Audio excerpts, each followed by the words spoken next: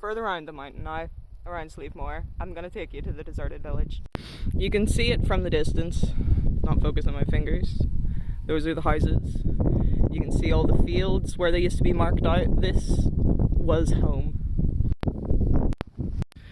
Goes around a lot farther than you think.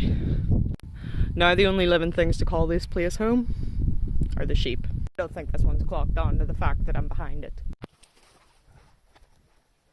So this was a house in Donegal, but this would have been a similar state of living as many other people would have found themselves during the famine. People didn't leave all at once. Like a lot of mass displacements and cultural genocides, it was gradual. In the 40s, some of these houses were occupied. But where do you see the view you would have had if you lived here? And people have been living in these mountains for like 6,000 years. Further around that way, there's a megalithic tomb.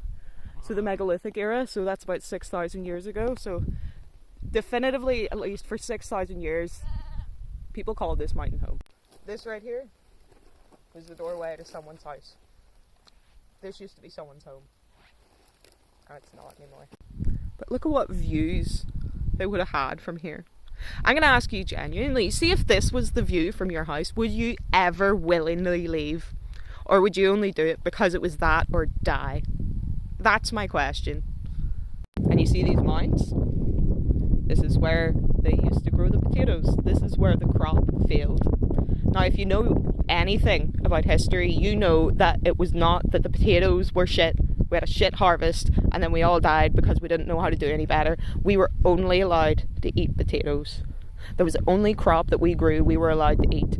There was food being produced in Ireland, but it was being shipped away from here while we were being left to starve. The people who lived here were left to starve. You can kind of see it again, the more mounds of earth with like the irrigation points and everything. This was a perfect place for agriculture. Just with the runoff from the mountain, it was perfect. It was a beautiful home. The houses continue to stretch round this road here and round the mountain. But oh my god. So beautiful. But yeah, so if you were to ask me why I'm pro-Palestine, I'd take you here, I think. Why, if you want to know why people in Ireland care so much, it's because generationally what happened here wasn't that long ago. I knew someone who was older than the partition of Ireland. Like her parents or grandparents were probably the ones who had to make that decision. I knew people, you know, we all do. And whenever you think about mass displacements, forced famines, people being made to leave their beautiful, beautiful homes, this is all I think of. They wanted the land for themselves, so they took it, and they took out the people with it. They wanted to kill us by any means. Even if our bodies didn't die, they killed our spirit. They tried to kill our Irish spirit, our language, our dance, our flag, all of those symbols of our identity, all of those things. We see the same thing happening again to somebody else across the water. And you know what? Our souls are so intertwined. I care so deeply. Whenever I see people immediately after flattening Gaza, people immediately starting to make mock-ups of beachfront properties on the Gaza Strip, Gaza beachfront houses. All this place has now is Airbnbs. If you can't see the parallels, then honestly, I don't think you can see at all. Come here.